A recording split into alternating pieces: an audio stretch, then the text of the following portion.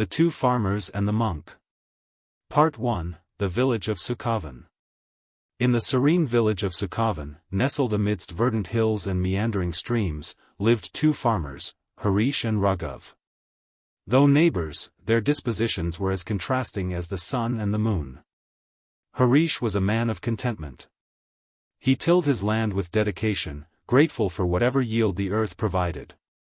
His days were filled with simple joys, the laughter of his children, the warmth of his wife's cooking, and the melodies of birds at dawn. Raghav, on the other hand, was perpetually discontented.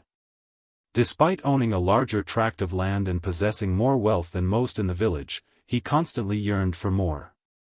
His mind was a whirlwind of desires, ambitions, and comparisons. One day, news spread that a revered monk was passing through the village. Known for his wisdom and serenity, the monk had traveled across lands, sharing insights and guiding those who sought inner peace. Part 2. The Monk's Arrival. The villagers gathered at the central square to welcome the monk. Draped in simple robes, his presence exuded calmness. He greeted everyone with a gentle smile and agreed to stay for a few days, offering teachings each evening under the ancient banyan tree. Harish attended the first gathering with his family. The monk spoke about the impermanence of life, the futility of excessive desires, and the path to inner tranquility. Harish felt a deep resonance with these teachings, as they mirrored his own beliefs.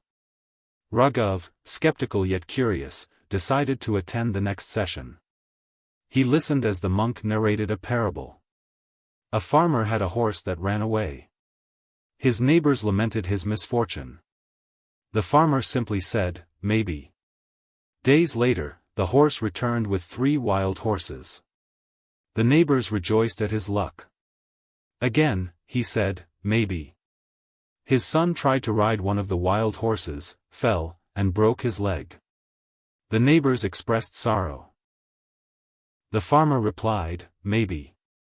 Soon after, soldiers came to conscript young men for war. Seeing the son's injury, they left him. The neighbors congratulated the farmer. He responded, "Maybe." The monk concluded, events in life are neither inherently good nor bad. It's our perception that labels them so. Raghav pondered this story, but his mind, clouded by ambition, dismissed it as philosophical musings irrelevant to real life. Part 3, The Storm. Weeks passed, and the monsoon arrived with unprecedented fury. Torrential rains battered the village, causing floods and landslides. Crops were destroyed, homes damaged, and lives disrupted. Harish's modest home suffered minor damages. He and his family took shelter in the village school, assisting others and sharing whatever resources they had. Raghav's expansive fields were submerged. His granaries, filled with the harvest he had hoarded, were ruined. Enraged and despondent, he cursed the heavens, blaming fate for his misfortunes. When the waters receded, the villagers began rebuilding. Harish, with his ever-present optimism, rallied others to repair homes and replant crops. His spirit uplifted many. Raghav, however, sank deeper into despair. His wealth, once a source of pride, had vanished. He isolated himself, consumed by bitterness. Part 4, Seeking Solace.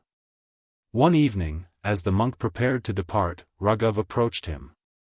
"Master," he began, "I've lost everything. My lands, my crops, my wealth.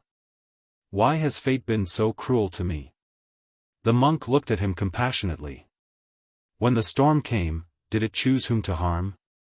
"No," Raghav admitted, "but I've suffered more than others." "Perhaps," the monk replied, "but suffering is not solely in events but in our response to them." Harish faced losses too, yet he chose to help others and rebuild. Raghav retorted, he had less to lose. The monk smiled gently. "Contentment isn't about how much we have but how we perceive what we have." Raghav fell silent, reflecting on the monk's words.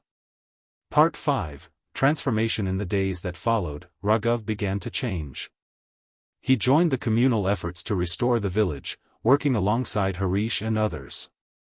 He shared stories, offered assistance, and gradually, a sense of fulfillment replaced his earlier discontent. One evening, as the sun set, Raghav sat beside Harish. "I've realized," he said, "that in chasing more, I lost sight of what I already had."